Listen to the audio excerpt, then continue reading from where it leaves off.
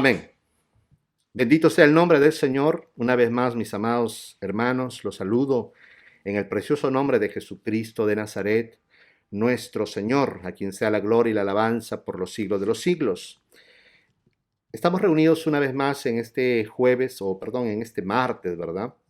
Disculpen porque hoy no era mi turno de predicación, era el turno de nuestro hermano Rodrigo, pero todavía él está un poquito mal de la garganta, así que me pidió que por favor pudiera compartir. Y bueno, gracias a Dios por este privilegio inmerecido de poder estar delante de ustedes, mis amados, y poder ministrar la palabra de nuestro Señor.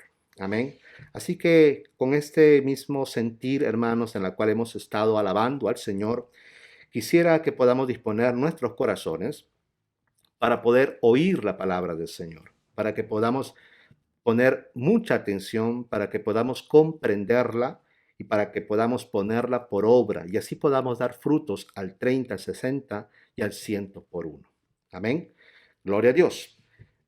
Vamos entonces a continuar el tema que hemos estado llevando los días domingos, y este domingo que pasó no pudimos continuar porque el Señor puso un texto en mi corazón en ese momento para poder meditar por la situación tal vez que estamos atravesando mucho de nosotros.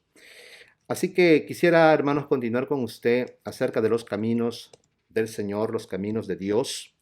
Y vamos a continuar en la tercera parte, o sea, hemos visto el camino de la santidad, el camino de la paz, y vamos a continuar con el camino de la perfección. Amén, vamos a continuar con este camino.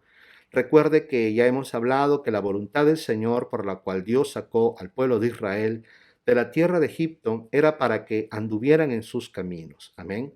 Y por cuanto ellos, hermanos, no conocieron los caminos del Señor o no anduvieron en los caminos del Señor, ellos no pudieron ingresar a la tierra de Canaán, que era figura del reino de Dios. Amén. Era un lugar donde ellos habrían de encontrar reposo, era un lugar donde ellos habrían de encontrar paz, descanso para sus almas. Por eso que la tierra de Canaán o la tierra prometida es una figura, una maqueta de lo que sería o de lo que va a ser el reino de Dios en la tierra. Amén. Cuando el Señor Jesucristo vuelva por segunda vez a este planeta, este mundo, y establezca su reino glorioso sobre esta tierra. Ese es el reino de Dios o el reino de los cielos. ¿Por qué se dice el reino de los cielos? Porque es el cielo reinando o gobernando sobre la tierra. O sea, es el gobierno de Dios o el gobierno de los cielos en la tierra. Se menciona el reino de los cielos porque el que menciona así es Mateo. Lucas menciona el reino de Dios, mientras que Mateo usa, diríamos así, un sinónimo para referirse a Dios como el reino de los cielos. Eso es un hebraísmo, esas eran palabras que los judíos, los hebreos usaban muchas veces para no mencionar o no referirse directamente a Dios, usaban el cielo, porque era el lugar donde Dios habita, los cielos. Amén. Por eso que a Nabucodonosor le dijeron, pasarán 7 tiempos sobre ti hasta que reconozcas, lo dijo, cuando él se convirtió en bestia. ¿Se acuerdan que su corazón o su mente le fue transformado de hombre a bestia? Y le crecieron uñas y plumas y comía hierba del campo. Él dijo, y pasarán sobre ti 7 tiempos hasta que reconozcas que el cielo gobierna sobre el reino de los hombres. Entonces, eso es el reino de Dios. El reino de Dios es el gobierno de Dios sobre la tierra. Amén.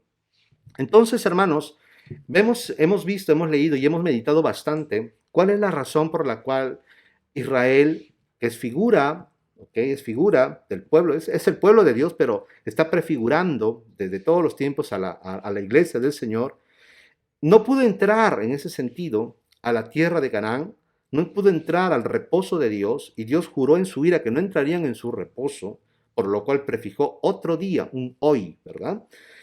Fue justamente porque andaban vagando en sus corazones y no habían conocido los caminos del Señor. Dios los sacó de Egipto para que le conocieran. Dios se manifestó de una manera gloriosa en el Sinaí. Ellos oyeron la voz del Eterno, ellos contemplaron una manifestación, una teofanía, habíamos dicho, ¿verdad? Como Dios se manifestó por medio de ángeles, se manifestó en el Sinaí, y ellos vieron la gloria de Dios, contemplaron la gloria de Dios, oyeron, hermanos, retumbar aquel monte cuando el Eterno hablaba con Moisés. Mas, sin embargo, a pesar de todas esas experiencias gloriosas que ellos pasaron, vivieron y experimentaron, a pesar de eso y a pesar de tener la palabra, la ley, en este caso la Torá, que Dios les entregó por medio de Moisés en el Sinaí, ellos no guardaron la palabra, ellos no guardaron la Torá, ellos no guardaron el pacto, sino que se rebelaron contra el Señor y se rebelaban constantemente.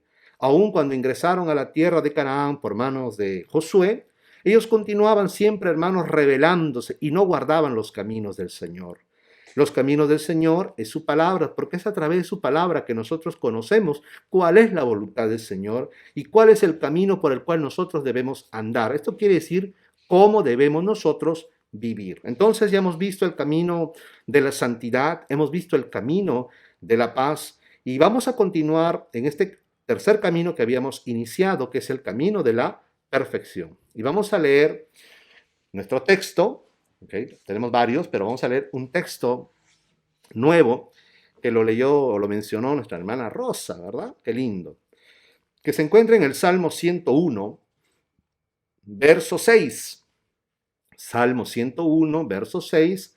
La Reina Valera del 60 traduce de la siguiente manera. Mis ojos pondré en los fieles de la tierra, para que estén conmigo. Oiga eso.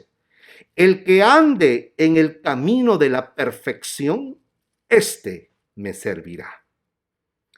Si hay algo, hermanos, que por lo cual Dios sacó al pueblo de Israel de Egipto, era para que le sirvieran. El Señor, por medio de Moisés, le manda a decir a Faraón, deja ir a mi pueblo al desierto para que me sirvan. El propósito para la cual el ser humano fue creado, o sea, la razón para que el ser humano fuera creado, es para que le sirvamos a Dios. Es para que lo adoremos. Es, hermanos, para que le rindamos culto. Es para que andemos en sus caminos. Amén. Es para que ministremos delante del Señor. Entonces el Señor recorre la tierra. Dice que los ojos del Señor recorren toda la tierra. Hay otro salmo que dice así, los ojos del Señor recorren toda la tierra para ver si hay algún entendido que busque al Señor.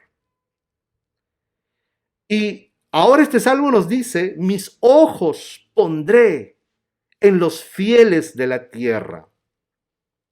Si hay algo, hermanos, que nosotros necesitamos como creyentes, y esto es la emuná o la fe verdadera, la fe genuina, la palabra fe se traduce de una palabra hebrea que es emuná.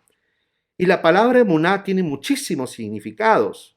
Uno de ellos, de los más importantes, es fe, que la traducimos como fe, que es creer, pero otra importante es fidelidad. Cuando se dice de que Dios es fiel, se dice de que Dios tiene emuná. No es que Él tenga fe, Él no tiene fe, sino Él es fiel, Él tiene fidelidad, Él es fiel con lo que Él promete, con lo que Él dice, Él es fiel para con los suyos. Pero así como Él es fiel, Él también, hermanos, pide de nosotros que nosotros, si tenemos una fe genuina y verdadera, también tengamos, hermanos, esa fidelidad, podamos ser fieles al Señor. Recuerde que dentro del pueblo de Israel, no todo Israel es Israel. Eso es lo que el apóstol Pablo menciona y lo que también los profetas constantemente dijeron, de que de todo el pueblo de Israel había siempre un pequeño remanente. ¿Y por qué había un pequeño remanente? Ese pequeño remanente era el remanente fiel. ¿Se recuerdan cuando Elías estaba huyendo, cuando esta bruja, Jezabel, hermanos, después de que Elías mató a los 700 profetas de Baal, esos sacerdotes de Baal, hermanos, y de Acera, los decapitó? Esto llegaron a oídos de Jezabel, esposa de este terrible rey Acab, rey de Israel, y ella dijo, vive los dioses que si mañana no tengo en un plato la cabeza de Elías? Así como él había decapitado a sus sacerdotes, ahora esta mujer quería decapitar también a Elías.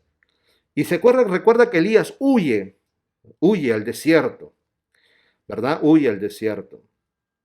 Y luego se esconde en una cueva y ahí se mete. Y el Señor le dice a Elías, ¿qué haces ahí? Y él le dice, Señor, es que han dado muerte, han derribado tus altares, dice, y han dado muerte a todos tus profetas. Y solamente yo he quedado. ¿Y qué le dice la divina respuesta?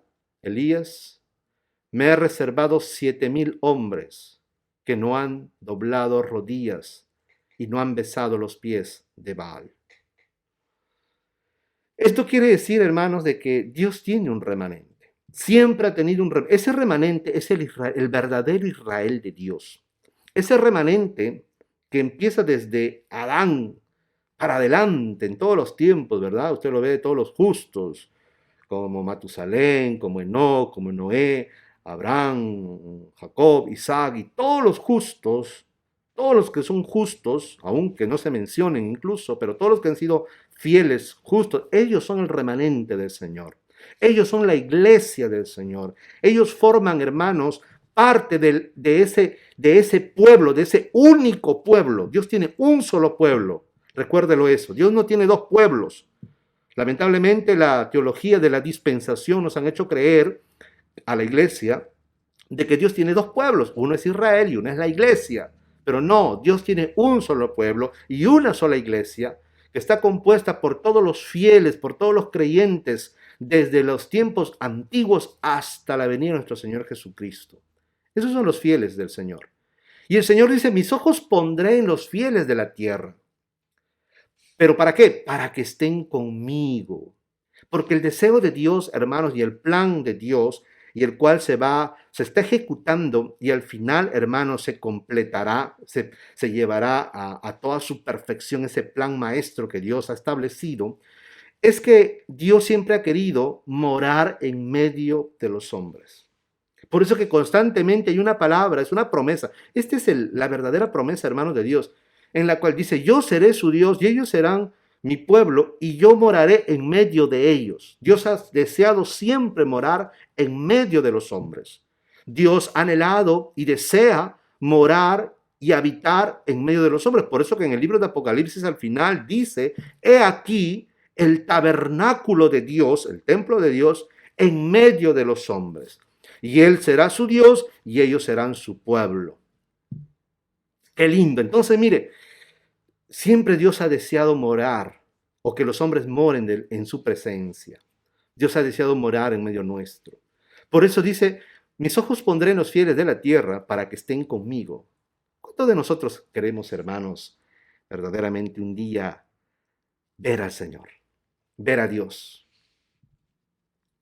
Aunque hasta el día de hoy no ha habido hombre alguno que haya visto a Dios. Por eso dice la Escritura, a Dios nadie le vio jamás. Nadie, ningún ser humano. Todos los patriarcas, los profetas, solamente tuvieron visiones de Dios, en las cuales Dios se manifestó de muchas formas. ¿Ok? Dios se manifestó, y cuando hablaba en el Antiguo Testamento, cuando usted lo ve, que hablaba y habían ciertas manifestaciones o teofanías de parte de Dios, era Dios manifestándose, pero por medio de ángeles. Siempre Dios se manifestó por medio de ángeles. Y a los profetas por medio de visiones, por medio de sueños. ¿Okay? Pero nunca ellos, por ejemplo, cuando usted ve el libro del profeta Isaías, ahí Isaías narra, dice que en los días del rey Usías, vi yo al Señor sentado en su trono, en un trono alto y sublime, y sus faldas, dice, cubrían el templo, y habían serafines alrededor de él que decían, santo, santo, santo, Yahvé de los ejércitos, toda la tierra está llena de su gloria. Cuando él narra esa visión, es una visión lo que él tiene. Él no está mirando con sus ojos, porque no hay hombre alguno que haya visto a Dios y sobreviva. ¿Okay? Él ha tenido una visión. Moisés, cuando habló con Dios en el Sinaí, Dios habló con Moisés de una manera maravillosa, gloriosa. Él oyó la voz del Eterno, pero lo hizo por manifestación de ángeles. Amén. Bueno, entonces, pero la Biblia nos dice, nos narra, bienaventurados los de limpio corazón, porque estos verán a Dios. Nosotros veremos a Dios, mis amados hermanos. A Dios nadie lo ha visto jamás, pero nosotros, los que hemos creído en Cristo, y si somos fieles, un día veremos a Dios, y no solamente veremos a Dios, sino que habitaremos y estaremos juntamente con Dios. Por eso dice, mis ojos pondré en los fieles de la tierra para que estén conmigo. El que ande en el camino de la perfección, éste me servirá. ¿Y por qué habla de que éste le servirá? No solamente, hermanos, en el sentido de que ahora, por eso que se nos llama, a todos nosotros se nos llama siervos de Dios, ¿verdad? Todos somos siervos de Dios. Pero no solamente así, sino que, hermano, mire, el día que nosotros entremos al reino, va a ser para servir al Señor. La Biblia lo dice, y le servirán y estarán delante de su trono, en el libro de Apocalipsis, y le servirán como sacerdotes. Los sacerdotes tenían esa función, o sea, por eso que nosotros pertenecemos obviamente a otro sacerdocio. Usted ya lo ha oído, nuestro hermano Wilber lo ha explicado muchas veces. Nosotros no pertenecemos al sacerdocio levítico. El sacerdocio levítico no tiene nada que ver con nosotros, y el sacerdocio arónico, el sumo sacerdote, por ejemplo, que venía de la descendencia de Aarón, no tiene nada que ver con el sumo sacerdote o el sacerdocio de nuestro Señor Jesucristo. No tiene nada que ver, porque Jesús no pertenece a la tribu de Leví. Por lo tanto, él no puede ser sacerdote según el orden levítico. Mas él es sacerdote o sumo sacerdote según el orden de Melquisedec. Melquisedec es un sacerdote del Dios Altísimo que aparece en el libro de Génesis, del cual no se menciona absolutamente nada. Solamente se dice que él era rey y sacerdote. Dos cosas a la vez. Era rey y sacerdote del Dios Altísimo. Y que era rey de la ciudad de Salem, la antigua Jerusalén. Y su nombre también significaba rey de justicia. Y como era rey de Salem, Salem, que es Jerusalén, significa paz. Por eso también es rey de paz. Y este Melquisedec es figura del sacerdocio de nuestro Señor Jesucristo. Entonces Jesús no pertenece al sacerdocio arónico ni al sacerdocio levítico, ¿ok? Sino pertenece a este otro orden de sacerdocio, que es el sacerdocio de Melquisedec.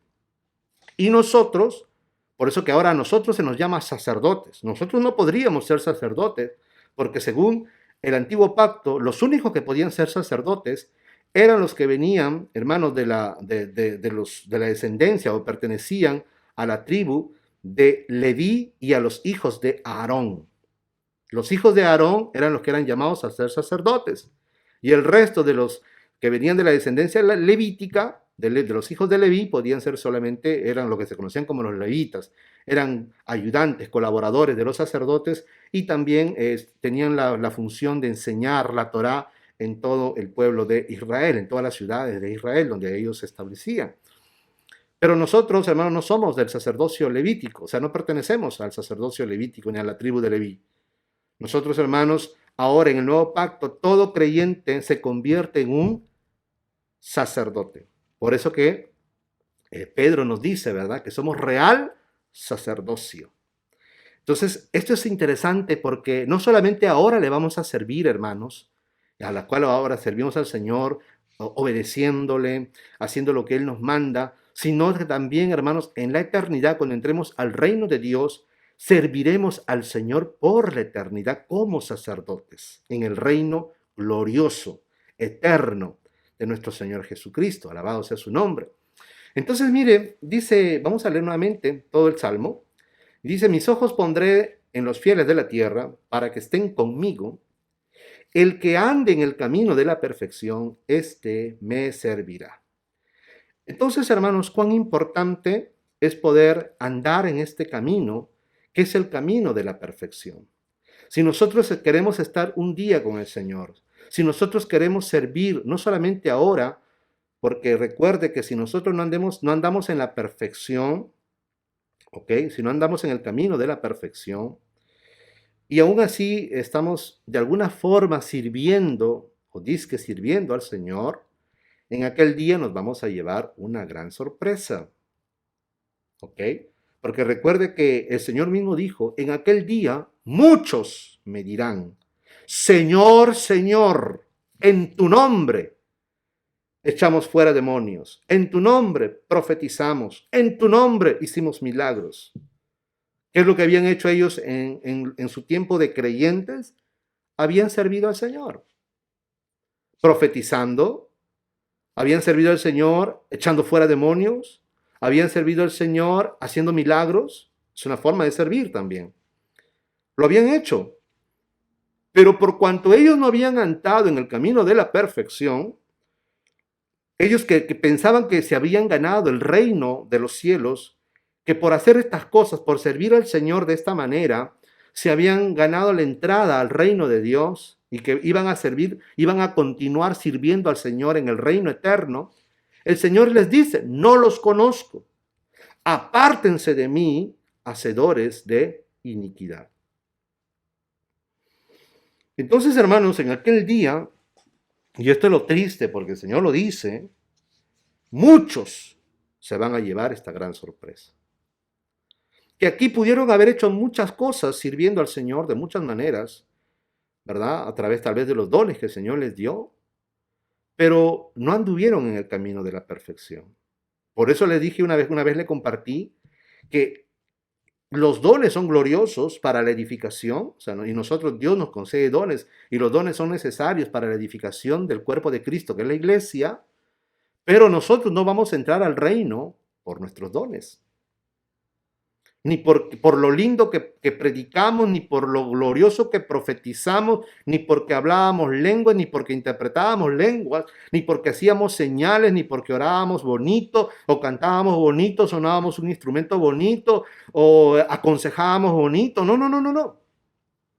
Nosotros solamente vamos a entrar, hermanos, al reino de Dios, al reino de los cielos, por la gracia de Dios, por la fe en Cristo, y que por medio de Cristo anduvimos en el camino de la perfección. Porque la Biblia, ¿cuánto podemos decir que Cristo fue perfecto? ¿Amén o no amén? Él fue perfecto. La Biblia dice que Él era un varón perfecto. Que Él fue tentado en todo, con la diferencia de que Él no pecó. Él anduvo, ¿por qué? ¿Por qué fue perfecto? Porque Él anduvo en todos los caminos de su Padre. Él obedeció completamente la palabra de su Padre. Él anduvo en el camino de la santidad, Él anduvo en el camino de la paz y definitivamente, hermanos, Él anduvo en el camino de la perfección. Por eso que Él es el varón perfecto. Y nosotros, la Biblia dice que si nosotros decimos que le conocemos, debemos andar como Él anduvo. Y si Cristo anduvo en el camino de la perfección y nosotros hemos creído en Él y hemos seguido sus pisadas, tenemos que andar también en el camino de la perfección. Y de esta manera, por medio de la gracia de Dios, a través de la fe en Cristo y siguiendo a nuestro buen pastor, que es Jesús de Nazaret, andaremos en los caminos del Señor, en el camino de la santidad, en el camino de la paz y definitivamente en el camino de la perfección. Y de esta manera, hermanos, serviremos no solamente aquí, sino por la eternidad serviremos al Señor. Gloria a Dios. El siguiente texto que habíamos leído era Salmo 101, verso 2. Dice, me conduciré con sabiduría en el camino de la perfección. Cuando vengas a mí, en integridad de mi corazón andaré en medio de mi casa. No pondré delante de mis ojos cosa inicua, aborrezco las obras de los que se desvían, no se acercarán a mí. Entonces el salmista aquí dice, me conduciré con sabiduría en el camino de la perfección cuando vengas a mí. Ya habíamos hablado también acerca de este texto, la importancia que es tomar la decisión, la determinación en nuestro corazón de andar en este camino. Y obviamente para poder andar en este camino tenemos que andar con sabiduría. También Dios, hermanos, le dice a Abraham, su siervo, en Génesis capítulo 17, versos del 1 1, 2, le dice: cuando Abraham tenía 99 años, el Señor se le apareció y le dijo: yo soy el Dios Todopoderoso, anda delante de mí, camina delante de mí y sé perfecto. Y yo estableceré mi pacto contigo y te multiplicaré en gran manera. Y no serás llamado más Abraham, sino que tu nombre será Abraham, porque yo te haré padre de multitud de naciones. Te haré fecundo en gran manera y de ti haré naciones y de ti saldrán reyes. También en Mateo capítulo 5, verso 48, el Señor nos dice: por esto ustedes deben ser perfectos como su Padre que está en el cielo es perfecto. Amén. Entonces, algo que nosotros tenemos que hacer, ser imitadores de Dios como hijos amados. Eso es lo que nos dice las Escrituras, ¿verdad? En el Nuevo Testamento. Sean imitadores de Dios como hijos amados. Amén. Como hijos amados, como hijos obedientes, tenemos que imitar a Dios. Tal como Dios es, tenemos que ser también nosotros. Eso es lo que Cristo hizo. Por eso que Cristo pudo decir: el que me ha visto a mí, ha visto al Padre. No porque Él era el Padre, sino porque Él había llegado y había caminado en los caminos de su Padre y definitivamente había alcanzado la perfección, imitando a su Padre en todo. Por eso Él dice: todo lo que yo hago, no lo hago por mi propia cuenta. Todo lo que veo hacer al Padre, eso también yo lo hago. Él imitaba todo lo que su Padre hacía. Y se acuerdan que les manifesté cómo en estos tiempos hay concursos, hermanos, en la televisión, por ejemplo, como de imitación, ¿verdad? Reality shows de imitación, donde van muchos a concursar imitando a diversos cantantes, ¿okay?, del mundo, obviamente, pero ellos tienen una labor. Si ellos quieren ganar el premio, si ellos quieren ganar la competencia, que es un premio en dinero, a veces les dan un carro, etcétera, etcétera, ellos, hermanos, tienen que ir desarrollando o perfeccionar cada día su imitación hasta llegar a la perfección de la imitación al artista al cual ellos están imitando. Tienen que parecerse tanto físicamente como, obviamente, la voz. Tienen que copiar sus gestos, tienen que copiar cómo caminan, tienen que copiar cómo cantan y todo lo que eso demanda. Y eso, hermanos, es dedicación, eso es tiempo, eso, hermanos, es pasión, porque hay que tener pasión para hacer ese tipo de cosas, aunque ese es un arte, ¿verdad?, en el ambiente artístico, pero ellos lo hacen y se esfuerzan para ganar un premio.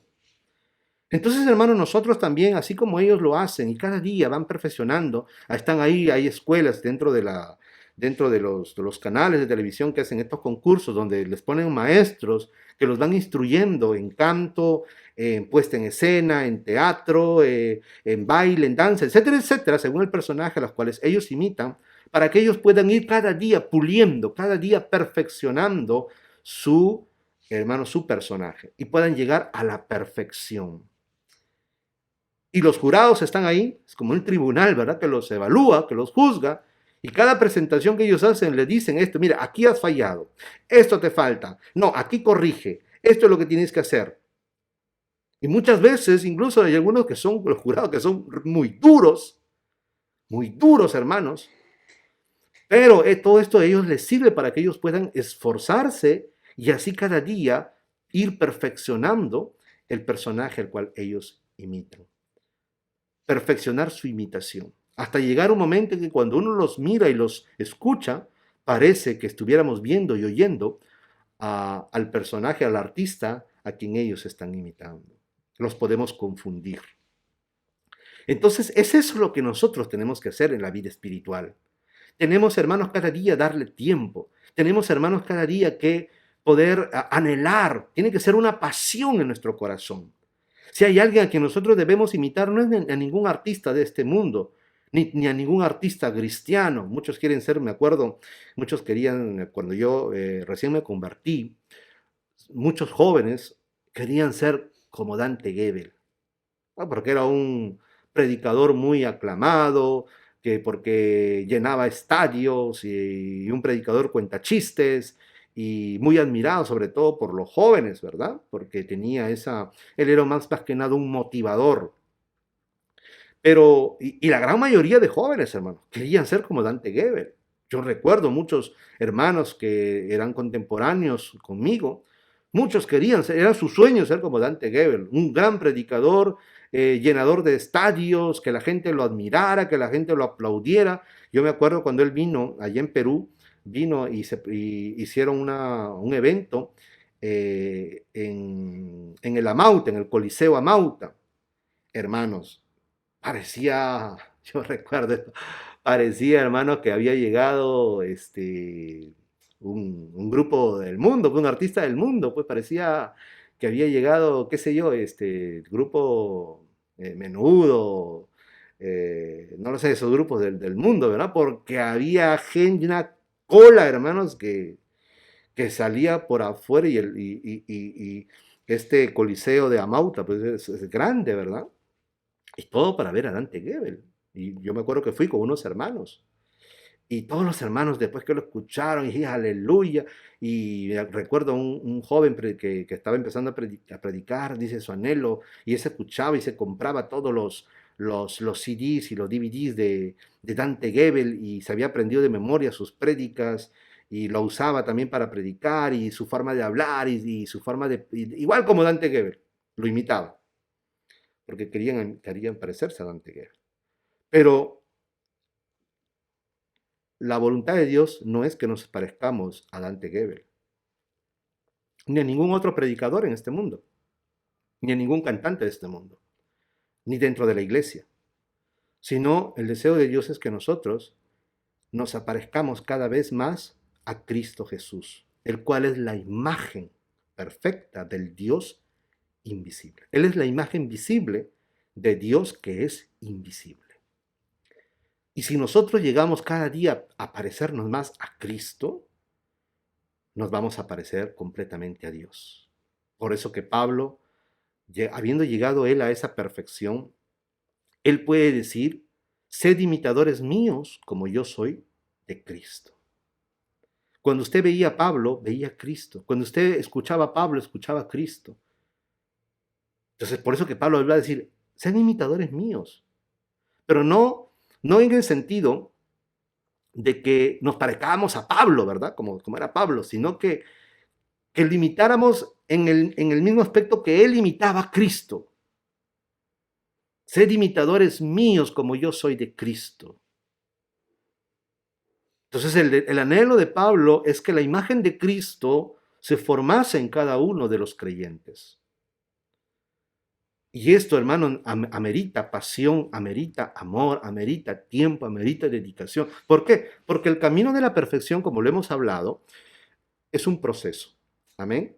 ¿Qué significa ser perfecto? Significa ser maduro. Es uno de los, tiene muchos significados, pero uno de los significados de la cual nosotros estamos, en este caso, resaltando, es el aspecto de ser maduro. ¿Okay? Ser perfecto significa ser entero, ser íntegro, ser recto, ser sin tacha, sin mácula, sincero, total, completo. Entonces es lo que significa ser completamente maduro. ¿Okay? Habiendo alcanzado la madurez, significa habiendo alcanzado su fin, acabado, completo, perfecto. Y en este caso se traduce también maduro. Entonces, la perfección no es algo, hermanos, que se consigue de la noche a la mañana. Es un proceso, así como la perfección física en el sentido del desarrollo físico, es todo un proceso, por eso se llama desarrollo. Tú naces, eres un bebé, luego eres un niño, luego eres un adolescente, eres un joven y luego eres un hombre maduro, llegando a la perfección física en ese aspecto. Amén. Entonces, pero todo eso es un proceso de crecimiento. Entonces, de la misma manera, en el aspecto espiritual, el camino de la perfección es un proceso. Obviamente, si tú te has convertido de recién un año, por decirlo, no es que Dios va a pretender o te va a exigir que tú seas perfecto, porque recién estás caminando, hermanos, en ese desarrollo, recién te estás desarrollando.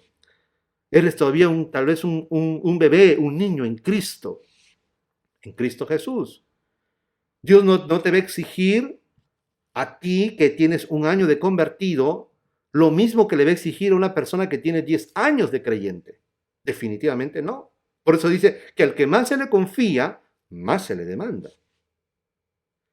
Amén. Entonces, pero en la vida del cristiano tiene que ser un proceso de crecimiento.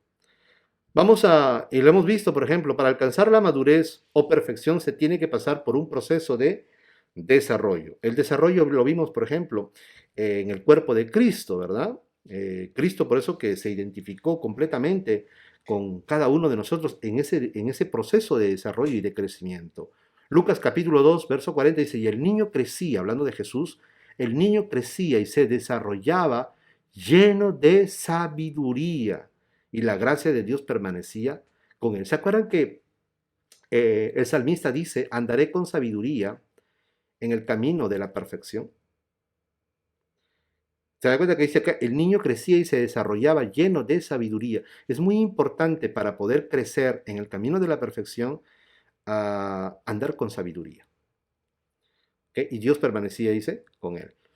Lucas 2:52 dice, y Jesús crecía en sabiduría y en estatura y en gracia para con Dios y los hombres. Entonces aquí vemos que el cuerpo físico de nuestro Señor Jesucristo atravesó ese proceso de desarrollo, de crecimiento. Él se fue desarrollando. Él fue un bebé, él fue un niño, él fue un adolescente. Como adolescente lo vemos, por ejemplo, a los 12 años, cuando subieron a Jerusalén juntamente con sus padres, lo vimos ya lleno de sabiduría, discutiendo acerca de las escrituras con los sabios, ¿verdad? Con los ancianos allí en Jerusalén. Entonces, hermanos, Jesús fue un niño normal que fue creciendo y se fue desarrollando. Y fue creciendo tanto en estatura como también en sabiduría, de la misma manera. Ahora, si nuestro Señor Jesucristo fue niño, pero no se quedó como niño, sino que crecía y se desarrollaba hasta que alcanzó la edad madura, es decir, la perfección, de la misma manera también los creyentes, nosotros, los cristianos, que somos el cuerpo de Cristo, el cuerpo místico de Cristo, debemos atravesar por este proceso de niños, hombres a hombres maduros, es decir, a creyentes perfectos. Por eso que en las Escrituras, cuando se habla de hijo, se mencionan tres tipos de hijos. Bueno, no tres tipos, sino que se usan tres palabras distintas para referirse a un hijo. Y es en el griego la palabra tecnón, tecnión y juíos. Juíos. ¿Qué cosa es un tecnón? Un tecnón es un hijo, pero un hijo recién nacido. Le viene un tecnión, que ya es un niño en su proceso de adolescencia. Y viene, o sea, es un hijo en su proceso ya de adolescencia. Y viene la palabra juíos, que se utiliza para referirse a hijos maduros. Por eso que cuando usted mira en el libro de Apocalipsis, cuando el apóstol Juan tiene esta visión en el capítulo 12 de una mujer que está con dolores de parto, ¿verdad? Que está encinta con los dolores de parto y se ve a un dragón escarlata. Es una visión que él tiene. Vio una gran visión, dice, una mujer vestida de sol, etcétera, etcétera, pero que estaba encinta con los dolores de parto. Y un dragón escarlata con 7 cabezas y 10 cuernos, el cual se paró frente a la mujer para devorar a su hijo tan pronto como éste naciese. Y la palabra hijo ahí es la palabra tecnón, o sea, un hijo recién nacido. Por eso dice, para devorar a su hijo, a su tecnón, apenas éste naciese. Y dice, y la mujer dio a luz un hijo varón. Y esa palabra hijo varón ya no es tecnón, sino es juíos, o sea, tuvo un hijo maduro. Y dice, y este fue arrebatado para Dios y para su trono. ¿Quién fue arrebatado para Dios y para su trono? ¿El niño? No, el hijo maduro. Y espero que me esté entendiendo, hermanos. Quizás un poquito se me puede usted complicar con estas palabras, pero es que en el griego está así. Nosotros cuando leemos en el español vemos solamente, y el dragón se paró frente a la mujer para devorar a su hijo tan pronto este naciese. Y la mujer dio a luz un hijo varón. Vemos hijo, hijo, pero en el griego hay una diferencia. El primer hijo que se menciona ahí cuando dice que el dragón se paró frente a la mujer para devorar a su hijo tan pronto éste naciese, es la palabra tecnón, que es un hijo recién nacido, un bebé, pues, porque la mujer está a punto de dar a luz. Pero cuando el dragón se para devorar, hermanos, ahí al niño, la Biblia dice, y la mujer dio a luz un hijo varón. Da a luz no un niño, no un bebé, sino da a luz un hombre maduro. Por eso cambia la palabra, un juíos. Un juíos varón, un hijo varón, o sea, un hijo maduro.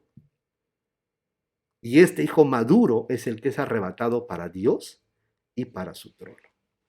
Y obviamente aquí se está refiriendo al Mesías. Amén. Bueno, eso, cuando hablemos otro día del libro Apocalipsis, hágame recordar para explicarle un poquito más con detalle esta parte. Pero yo quería solamente le he mencionado para que usted pueda entender la diferencia que hay, ¿verdad? Así que es interesante esto, ¿verdad? Que el diablo quiso devorar, hermanos. El Señor lo reprenda al hijo de la mujer en cuanto éste naciese, pero no pudo. ¿Por qué? Porque nació un hijo varón, ya un hijo maduro.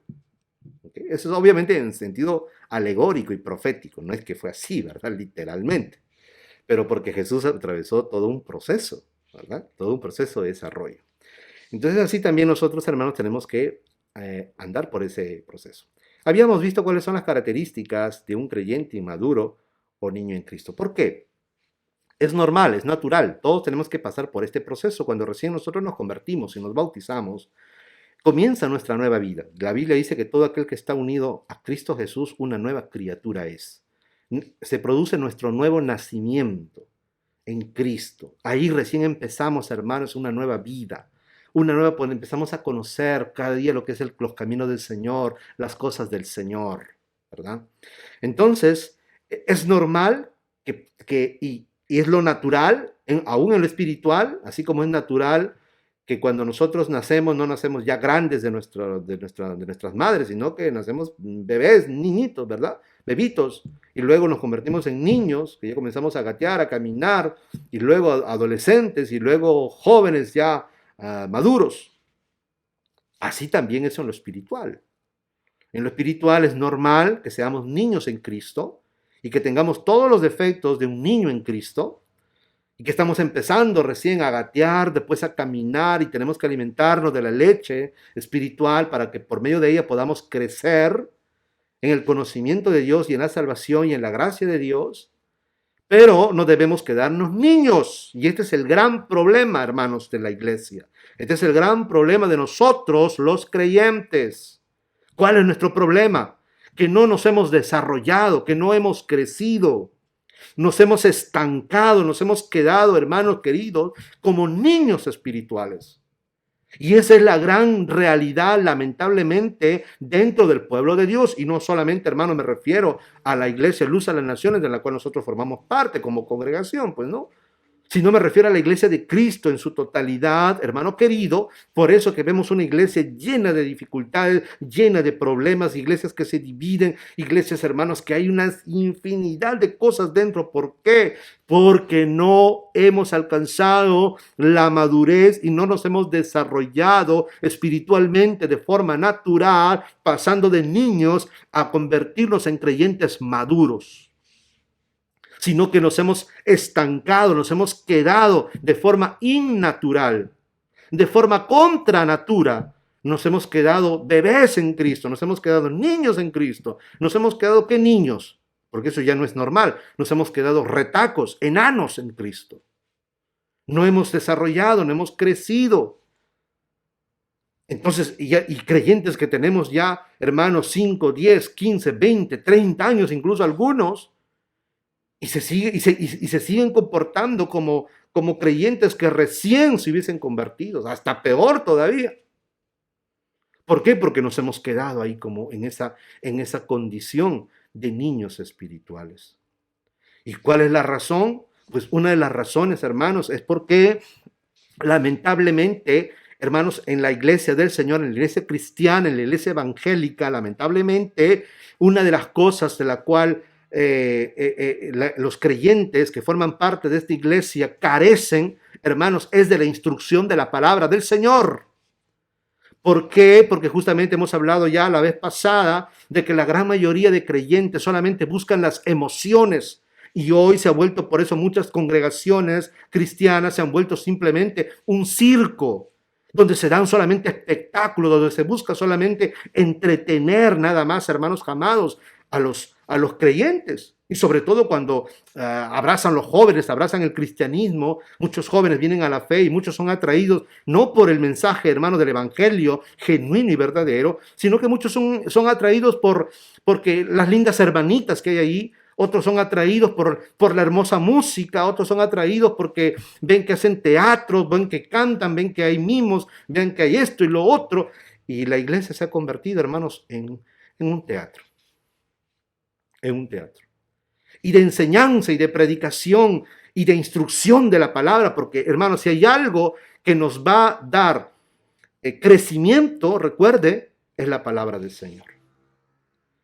Por eso, hermano, mire, y con esto no desechamos dones. Los dones son necesarios dentro de la iglesia. Pero, hermanos, en primer lugar, si hay algo que nosotros debemos darle la importancia de vida dentro de la congregación, dentro de la iglesia y dentro del culto, si hay algo que debe ocupar un lugar preponderante e importante, no es el predicador ni el pastor, sino la palabra del Señor.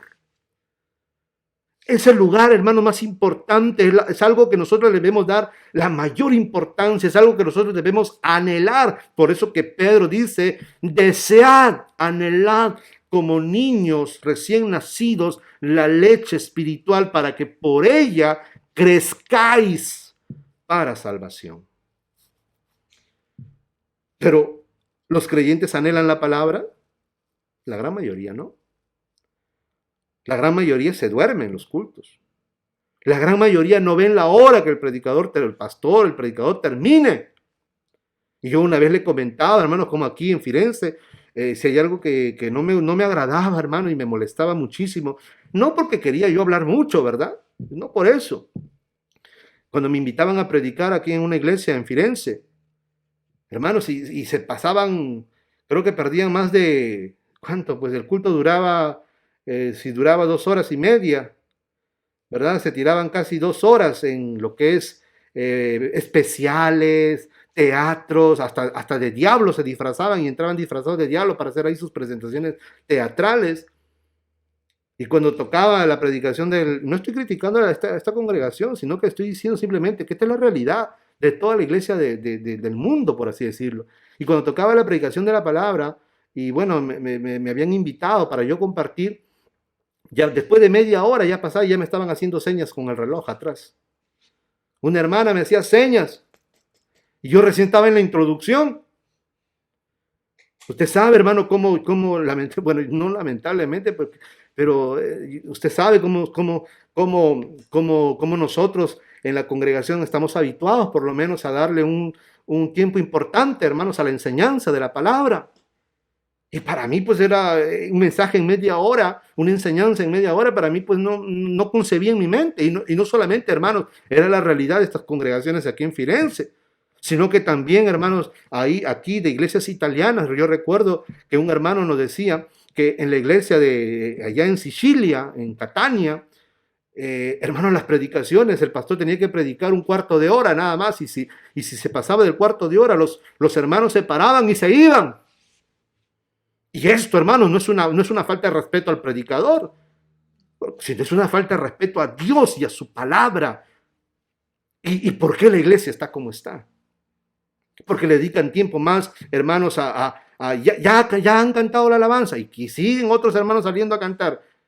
Ya, hermanos, no basta eso, sino que hay que hacer teatros, que hay que hacer mimos, que hay que hacer lo otro, que hay que hacer por acá, que hay que hacer y esto y hermanos, y cuando hay la enseñanza, que es lo que nos hace crecer, le dan un cuarto de hora, a lo mucho media hora. Y si pasa de eso, ya la gente está que se quiere ir incómoda, no sabe cómo sentarse. Pero qué lindo, hermanos, cuando hay gente que anhela la palabra. Y le comento, Y no me pregunte quién es porque no se lo voy a decir. Pero por ejemplo, el domingo, ¿qué fue este domingo? No, el domingo antepasado, que me tocó compartir y justamente hablamos acerca de este camino, el camino de la perfección que estábamos estudiando. Sinceramente yo me confundí en la hora. Yo miré y dije, ya me he pasado ya casi las 2 horas predicando, dije, Dios mío. Y bueno, por eso que tuve que cortar el mensaje y no concluirlo. Y, y recuerdo, hermano, y una hermana me reclamó. Me dijo, quiero presentar mi carta de reclamo, me dijo, pastor. Dije, ¿qué pasó? Sí, hermana, dígame. Me dijo, no, yo quiero reclamar, me dijo. ¿Cómo es posible? Me dijo. Solamente 1 hora, me dijo, nos ha dado usted el mensaje. Nos ha robado 1 hora, me dijo. Tenían que haber sido 2, me dijo. ¿Cómo así? Y yo le dije, disculpe, hermana, le dije que lo que pasa es que verdaderamente me confundí. Le dije, yo pensé que ya estábamos llegando a las 2 horas. Entonces yo también dije, bueno, ya estoy 2 horas, Dios mío, te tengo que acabar cuanto antes. Y por eso ya cuando empecé a ver el video para poder masterizarlo, para poder subirlo, para que usted tenga el mensaje, me di cuenta que solamente había durado 1 hora. Y yo también dije, ¿qué? ¿Y qué pasó? Y bueno, pero miren hermanos, qué lindo. Claro, la gran mayoría de ustedes no les molestó, al contrario, ¿verdad? Dieron gloria a Dios porque así almorzaban más temprano, pero por lo menos hubo alguien que presentó su carta de reclamo y me dijo, pastor, nos debe 1 hora. Gloria a Dios, hermano. Qué lindo que si todos fueran así, ¿verdad? Qué bonito. Esto es hermoso porque... Y eso me hace recordar, hermanos, porque como yo muchas veces se lo he comentado a usted, cuando yo, en mis tiempos de oveja, cuando estaba en los cultos, hermano, en los estudios bíblicos, cuando el pastor decía, este es el último pasaje y acá terminó. No, ¿y por qué? No. Y habíamos estado ya 2 horas de prédica y yo no quería que terminara, yo quería que siguiera. Entonces, hermanos, el anhelo en la palabra. Tenemos que tener un anhelo por la palabra. Si usted lee todo el Salmo 119, es un salmo dedicado a la palabra del Señor. ¡Oh, cuánto amo tu ley! Me deleito en tus mandamientos, porque tu palabra es más dulce que la miel a mi paladar. Hermanos, léase todo el Salmo 119. Es un salmo dedicado a la palabra, y es el salmo más largo, hermano, más largo de todos los salmos que están en el libro de los salmos. El Salmo 119. Y es un salmo dedicado íntegramente a la palabra de Dios, a la Torá. Y el anhelo del salmista, hermano, dice, en mi corazón he guardado tus dichos para no pecar contra de ti. Hazme conocer los caminos de la perfección, hazme conocer tu palabra, porque en tu palabra he hallado mi delicia, en tu palabra he hallado sabiduría, tu palabra me ha hecho más sabio que los ancianos, más sabios que mis contemporáneos. Porque ¿cómo nos vamos a perfeccionar? Con la sabiduría. ¿Y qué es lo que nos da sabiduría? La palabra de Dios. Es la palabra de Dios la que nos da la sabiduría. A su nombre, gloria. Bueno, entonces, habíamos visto las características de un niño espiritual. ¿Cuáles son sus características? Vive guiado por su vieja naturaleza carnal, ¿verdad? Ya lo hemos visto, no vamos a repetir. Habla y actúa sin pensar. Ya hemos visto ahí también en 1 Corintios 13:11. Son engañados fácilmente, Efesios 4:14. Por eso les dije que hoy la iglesia está siendo engañada, perdón, tan fácilmente, hermanos, y arrastrada por cualquier cosa, porque justamente no tienen, hermanos, la palabra del Señor morando en sus corazones, porque no tienen la base, hermanos, que ellos necesitan para poder discernir lo que viene de parte de Dios y no viene de parte de Dios. Creen a cualquier cosa, creen a cualquier manifestación. El otro día leía, alguien compartió No sé si será verdad o será un invento, pero al margen de eso, nos dice la triste realidad en la cual está la iglesia del Señor. Dice que invitaron a un predicador, lo invitaron a una congregación. Y él comenzó, hermanos, bueno, a ministrar ahí en ese momento de la predicación. Solamente leyó un texto y comenzó así, simplemente hizo una pequeña reflexión y comenzó él a ministrar. ¿Ok? Para que los hermanos se levanten, pónganse en pie, era una iglesia muy grande, dice. Y este predicador comenzó a ministrar. Entonces él empezó a decir, veo, hermanos, veo la gloria de Dios. Ay, yo veo la gloria de Dios, como no sé si usted ha escuchado a esos predicadores, ¿verdad? Yesenia Ten y todo eso, siempre dicen que ven la gloria de Dios ahí. Y veo la gloria de Dios, dice, veo la gloria de Dios. Y dice, oh hermanos, veo un ángel de Dios que está hoy aquí en medio nuestro, un ángel del Señor está en medio nuestro y ahorita está pasando en medio de los jóvenes, está por encima, lo veo a este ángel por encima de los jóvenes. Y dice que los jóvenes, hermanos, comenzaron a saltar, comenzaron a brincar, comenzaron, hermanos, a dar remolinear y comenzaban, hermanos, a temblar, etcétera, etcétera. Y luego el predicador empezó a decir, ahora veo que este ángel se está moviendo, hermanos, ahí yo lo veo, gloria a Dios. Y el ángel se está moviendo, ahora está por el grupo donde están los hermanos, los varones, ahí está ese ángel encima de todos los varones. Y todos los varones de la congregación comenzaron, hermanos, a saltar, a brincar y daban vueltas, otros temblaban, otros gritaban, etcétera, etcétera. Luego el predicador dice, ahora veo este ángel que se está moviendo, hermanos, se está moviendo. Ahora está por encima de todas las mujeres de la iglesia, encima de las ancianas de la iglesia, y todas las mujeres y las ancianas comenzaron a dar vueltas, hermano, a batir sus cabezas, a batir sus cuellos, a temblar, otras se caían al piso, hermano, porque el ángel del Señor estaba ahí en medio de ellos.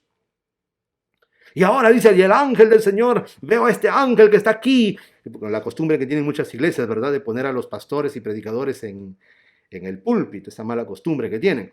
Y veo ahí ahora que está por encima de los ministros, el Señor, aquí está el ángel. Y los ministros comenzaron a saltar, a brincar, y hermanos hablaban sus lenguas, etcétera, etcétera. Hasta que el predicador dijo, hermanos, ¿y saben quién es este ángel? Este ángel es el mismo Satanás. Qué tremendo. Yo no sé si eso sea verdad, si haya ocurrido de verdad, no lo sé, Dios lo sabe. Lo leí, hermanos, en una historia que habían publicado en Facebook,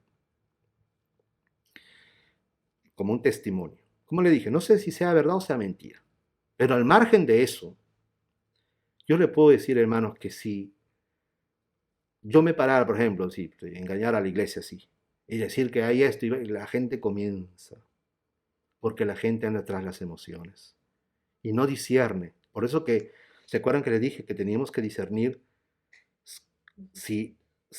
y Juan nos dice que debemos discernir o probemos a todo espíritu si es de Dios?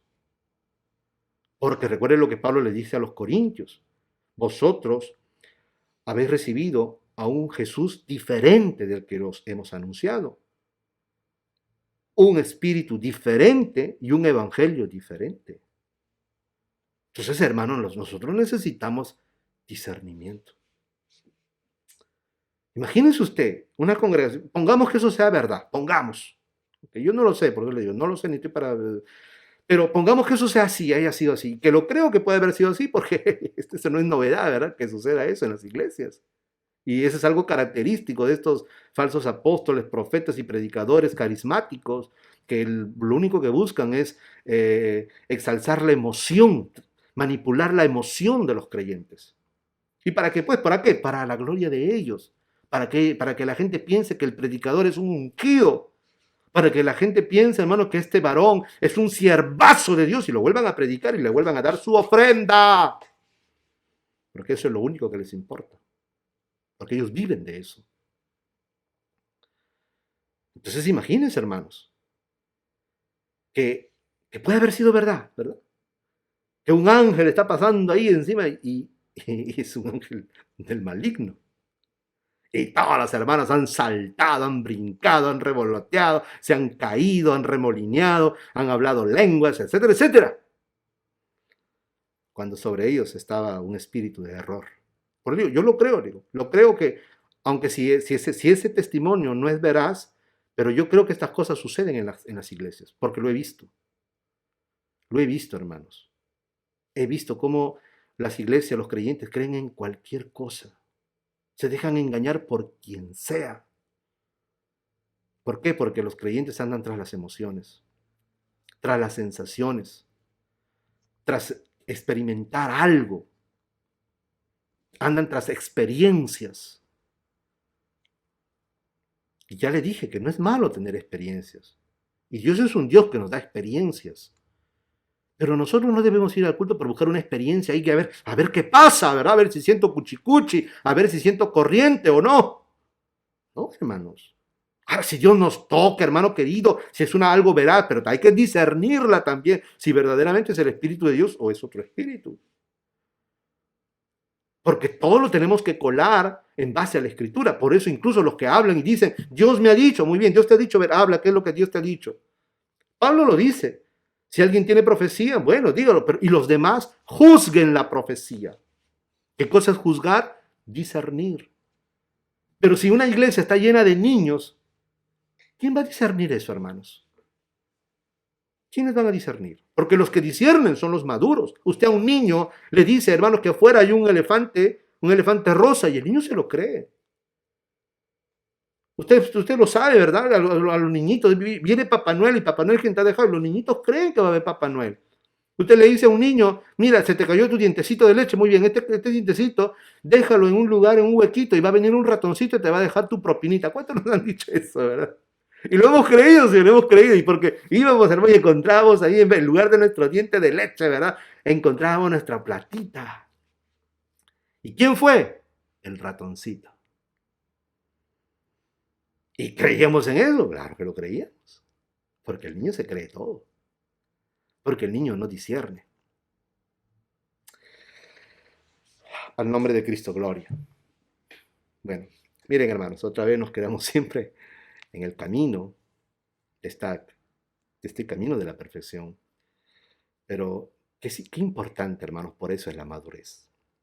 Y obviamente, si hay niños creyentes que recién tienen meses o un año de convertidos, pues es normal que de repente también se dejen engañar, ¿verdad? Porque todavía no han madurado, todavía no se han perfeccionado. Pero ya cristianos que tienen 5, 10, 15, 20, 30 años de cristianos y no disciernen hasta ahorita. No disciernen ni siquiera, yo les digo, ¿sabe por qué? Porque yo muchas veces he visto hermanos que tienen ya años de cristianos, años, pero años, y publican predicaciones de falsos apóstoles, de falsos profetas, de falsos maestros. Y ellos lo comparten porque, bueno, pues seguro, porque ellos piensan que eso es así, ¿verdad? Pero no saben que están compartiendo error. No han discernido. No han discernido. Yo le manifestaba, hermanos, cómo lamentablemente veo hermanas también, no de nuestra congregación, gracias a Dios, pero he visto de hermanas de otras congregaciones de aquí en Firenze que cómo comparten, y solamente eso comparten, prédicas de esta pastora, de esta disque pastora Yesenia Ten, ¿verdad? Y solamente eso comparten. Y no disciernen, hermano, que esta es una falsa predicadora, falsa profetiza también, porque profetiza en nombre de Dios cosas que no son. Y va y le quita el dinero a la gente. Y no disciernen, hermanos. Y yo conozco quiénes son estas hermanas de estas otras congregaciones y tienen años de ser creyentes y no pueden discernir. Entonces se dejan engañar rápidamente. Y eso, como le dije, es la triste realidad de la iglesia del Señor. La iglesia niña. Por eso, hermanos, es importante que nosotros decidamos caminar en este camino de la perfección, que es un proceso, obviamente, es un proceso para todos. Y si nosotros nos hemos quedado estancados, tenemos que tomar la firme determinación de querer andar por este camino. ¿Y cómo vamos a crecer? Por medio de la palabra. Anhele la palabra, ame la palabra, deséela con todo su corazón, más que cualquier otra cosa. Solo que, por eso le digo, como tarea le dejo, léase el Salmo 119, léalo. Es el salmo a la palabra, porque es la palabra de Dios, hermanos. Por eso dice, eh, dice, Pablo plantó, ¿verdad? Y el otro regó, ¿verdad? Pero es Dios quien da el crecimiento. Pero ¿cómo lo da el crecimiento? Siempre por medio de la palabra. Pablo plantó, Apolos regó, que eran, en ambos son dos predicadores. Pablo llevó el evangelio y los corintios se convirtieron con el mensaje de Pablo. Y Pablo los discipuló en su inicio. Luego vino Apolos, un varón diestro en la palabra, en el manejo de la palabra, con mucha sabiduría y mucho conocimiento. Y él regó lo que Pablo había plantado en la iglesia de Corinto. Pero Pablo dice que el que da el crecimiento es Dios. Pero ¿cómo lo da el crecimiento Dios? Cuando tú amas, anhelas la palabra. Y no solamente el oírla, sino en hacerla. Rápidamente vamos a terminar. Otra característica es que no saben distinguir entre el bien y el mal. Es tremendo cuando nosotros vemos, por ejemplo, al profeta Ezequiel, cuando Dios envía al profeta Ezequiel y dice, Dios hablando por medio del profeta Ezequiel, le dice al pueblo de Israel, porque mis sacerdotes no hicieron diferencia entre lo santo y lo profano. ¿Y quiénes eran los sacerdotes? Eran los que ministraban en el pueblo. Eran los que ministraban en el templo. Eran los que enseñaban las escrituras. Eran los que servían al Señor. Eran los que presentaban los sacrificios. Ellos que tenían que ser perfectos, o sea, maduros, eran todavía niños espirituales. Porque no sabían hacer diferencia entre lo bueno y lo malo, entre lo santo y lo profano. Por eso le decía yo, hermanos, que hay iglesias que hacen de todo, cada cosa que se ve, porque no hacen diferencia. Nosotros tenemos que hacer diferencia entre lo que es santo y lo que es profano. Y no debemos profanar, hermanos, el culto al Señor. Muchas congregaciones están profanando el culto al Señor. Están profanando el templo del Señor, que es la iglesia, metiendo cada cosa, hermanos, del mundo. Entonces, para eso necesitamos crecer. Necesitamos crecer. Amén. Vamos a quedarnos aquí, hermanos. Mire, yo quería ya iniciar en esta tarde, quería comenzar con las características de un creyente maduro o perfecto en Cristo. Pero esto lo dejaremos ya para la próxima oportunidad que el Señor nos conceda. Amén. Que el Señor me los bendiga a cada uno de ustedes en el nombre de Jesús. Amén.